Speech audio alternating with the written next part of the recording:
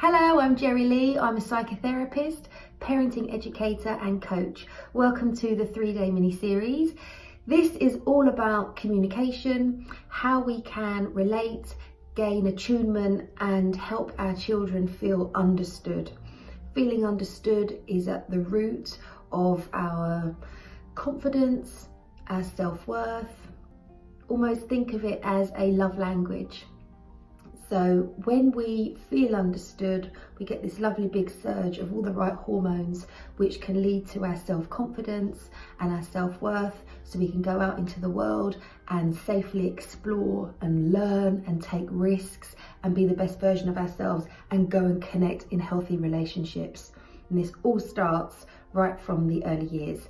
So today's first example I wanted to give you is right from birth, and it makes me think about my baby brother. When I was almost 16, he was born. My mum had been taken off to surgery. Back then, I don't think my stepdad knew the importance of being with baby and skin on skin. He said, I think the meter's run out on the car, I need to go put some money on it. Went to the car park. I think my brother was about 9 minutes old. And so I was given him. So here I am, 15, holding this little baby. And I remember sitting on the edge of the bed. It was very sweet, and remembering that if you poke your tongue out to a newborn baby, they will poke it back out to you. And you may have heard of this, or maybe you've done it and it didn't work. So what will happen is when you poke your tongue out, so if you're holding the baby like this in that optimal eye range, you know, so they can see you, it's a breastfeeding position. If you poke your tongue out and wait 40 seconds, their little brain's whirring away, they will respond and poke the tongue back out to you. What often happens is that we poke the tongue out. Oh, they've not done it. Oh, and then we get distracted because we have an attention span of 3 to 5 seconds. We want everything like this. So it doesn't happen. We're now distracted. The baby's working really hard, really hard, really hard. Sticks the tongue out. No one's watching. And there's that misattunement. And now the baby hasn't had it mirrored back to them. So it always makes me think about when we hear about children watching TV shows and they say, oh, but they're being taught words or how to dance or sign language or learning certain words or colours. Isn't it just as effective? The process of the learning isn't necessarily just about what we teach them, it's how we mirror back. So in that moment, if you pause and you wait and then you see it, it's, wow, I saw your tongue, you did it. Even though they're newborn, it's your excitement in the face. So it's when you say, where's your nose? And then they touch the nose, you got your nose. It's your excitement that stimulates all the brain neural connections that makes them go, oh wow, I've done something fabulous here. Of course, if they're watching TV, it doesn't happen. They don't get that mirroring back. So when you've got your newborn babies, we often hear a lot from dads, oh, they don't really do much, a bit boring. If you're patient with them, you will see these responses and their nuances, and they communicate with you through frowns, through arching of the back, through chin tremors, flushed cheeks, hiccups, turning of the head. So when you're looking at them and playing and then they turn their head away from you, I'll often see parents trying to follow their gaze and then still shaking the rattle. Actually, that head turning is a beautiful example of their self-regulation. It means, wow, you're so exciting, mummy. Your face is so exciting. I need a break. And they turn their little faces away. They bring the heart rates down. And when they're ready, they'll come back. So that's a way of them self-soothing.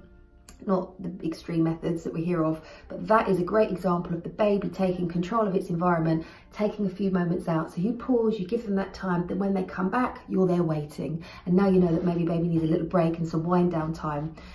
Baby's crying, it means we've missed all the mini cues. They're now really hacked off. So the baby crying is the last way to communicate, to say, hey, something's going on. So even in the night time, which is why I'm a big advocate of bed sharing, and if you're a breastfeeding mother and you can do it safely, because you'll get a little of the arm or a little some noises and a little all of this. They're tiny cues to say, where's my milk? Where's my milk? Where's my milk? And then it'll get bigger and bigger until they're screaming. So of course, if they're in a separate room or a separate bed, you miss the tiny cues. And then you'll hear the scream. Now they're gulping air. Now they're really angry. Now their stress system is switched on because they had to get really loud and vocal just to get your attention.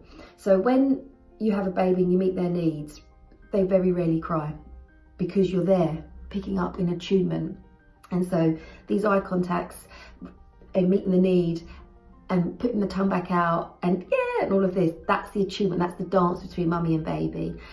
And it all happens right from minutes after birth. So these are the first moments to communication, and there are a lot of non-verbal cues from baby.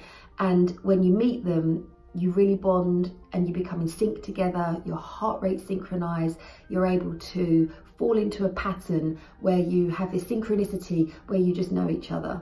And even if your responses are slightly off, if they're crying and you haven't quite responded, they have a stress system that's up and yours is down. So then there becomes a lack of attunement again. So when you meet them, they're all stressed and panicked. I've got to get to them. That's because your stress response has been triggered, as it should, to meet theirs, and then you come back down together. So when we leave a baby crying, oh, they're just being naughty, or they need to go to sleep, or you're not feeling the stress, they are, because you've not responded. There's the lack of attunement again. So this first early communication will take you through the rest of your life with baby. When you start this bond early, it is a beautiful foundation for your relationship. So I'm very passionate about these early days, as you can tell. Let me know your thoughts. Did you manage to do the little tongue exercise when you had a newborn baby, or the red ball? They talk about holding the red ball in front of the baby's face and moving it and waiting for the head to turn and then coming back. If you've got any experiences you want to share, or you've got any questions, please just pop a little message at the bottom and let me know how you get on.